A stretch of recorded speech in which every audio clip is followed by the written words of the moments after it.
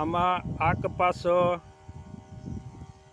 16 દિવસનો છે અને આમાં ડ્રીપમાં પહેલે જીવામૃતને આંકડો જ પાયેલું છે, પણ અત્યારે લાઇટ ટાઈમે આવતી નથી, એટલે જો પંપમાં ભરી જીવામૃતને આંકડો મિક્સ કરેલું છે અને ફુવારો કાઢીને ધાર કરે છે. બરાબર, ઓર્ગેનિક દવા સ્પેશિયલ ઘેરે બનાવેલી.